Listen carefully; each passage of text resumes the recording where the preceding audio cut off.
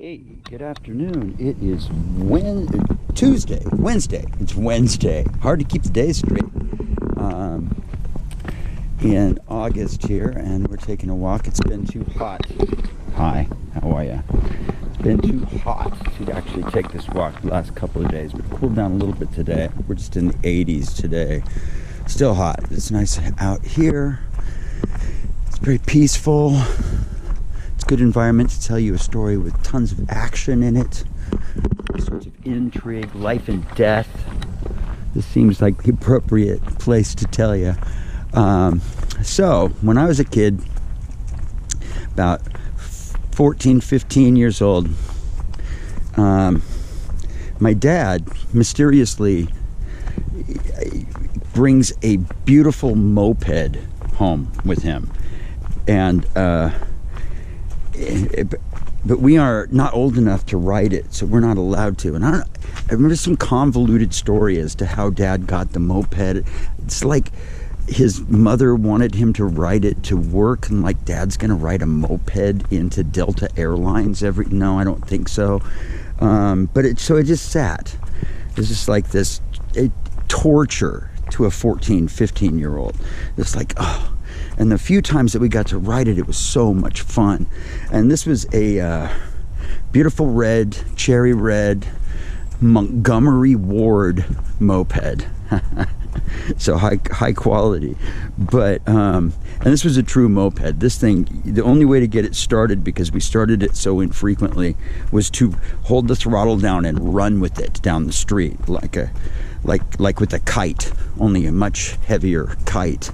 And sometimes you get all the way to the end of the street and it wouldn't kick over. And sometimes you'd have to do that 5-6 times, and eventually it would kick over, super loud, and we had fun, but we were totally not allowed to ride it. And my friend Gordon and I used to laugh all the time because my dad had the same routine. It was always like, "Dad, can I ride the moped?" And my dad, from behind the newspaper, without even looking up at me, "Do you have a license?"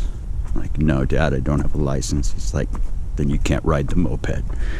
And that was so funny to us. I mean, we'd be out anywhere and one of us would say to the other, "Can I ride the moped?" And the other would say, "Do you have a license?" But let's get on to the story. So one day I actually do beg my dad, and some reason or another, he lets me ride the moped. And I agree, I'm going to stay in the neighborhood. I'm not going to go very far. And of course I do. I take off into the neighborhood across the street from us, and into a neighborhood I don't really know quite as well as the one that I'm in. And I'm riding. I'm coming up this steep hill, which bends at the top. And but up to the top of the hill and around the corner, they've planted these like 6-foot hedges right in the section between the sidewalk and the curb. So I'm coming up this hill on the right, way too far over to avoid hitting the car that is parked directly in the blind spot as you come up the top of the hill onto that corner. And of course I hit it. And I see the ground, I see the sky, I see the ground, I see the sky. I am standing on my feet. And I look back at the moped and it's mangled. And I look over, and the guy whose car I hit is this really old man, and he's watering his plants outside, and he doesn't even look up. And I look over and I go, "Hey, mister, I hit your car." There's nothing. He just continues to water the plants, and I yell over at him, "Mister," I look down. I'm wearing those like white overalls. Thank you, Journey, for making that a popular thing. But I'm wearing these white overalls that are quickly becoming blood red as blood is coming down my leg and into my shoes. And he doesn't look up, and I feel this person lift me at this point and scoop me up and start running towards his lawn in front of his house. And I realized there was this nurse who had seen the accident happen from across the street, and thank God for her, she probably saved my life. But she just scooped me up as soon as she could get to me. But I watch him just turn off the hose, go into his house. I'm like, what, why wouldn't you help? And And but anyway, this nurse keeps me going, and it just starts doing preliminary medical on me before the paramedics get there. And the paramedics get there, and these guys have the worst bedside manner of any paramedic I've ever seen before. I mean, the one guy comes up to me and he's like, I'm gonna hold off for a second until we get past so many people. All right, we'll pick it up here. And so I'm bleeding, and the paramedics are around me, and like I said, these guys, no bedside manner. One of them says to me, hey, you see that vein in your leg that is exposed to the surface? Like, I look down, yeah, there's this big purple vein in my leg and blood. He's like, you're very lucky. If you would have cut that, you would have bled out before we even got here. And it... Well, you're gonna go over there. It's been interesting because... And by this point, all the little kids in the neighborhood have come out of their backyards and their houses, and they're all gathering around and rubbernecking, as little kids will do. And I hear one of the kids ask the paramedic, hey, mister, is he gonna die? And the paramedic says, we don't know. What? I'm thinking. And they jack me up with codeine, and they get me in the back of the ambulance. And you think the story would be done there, but no, of course not.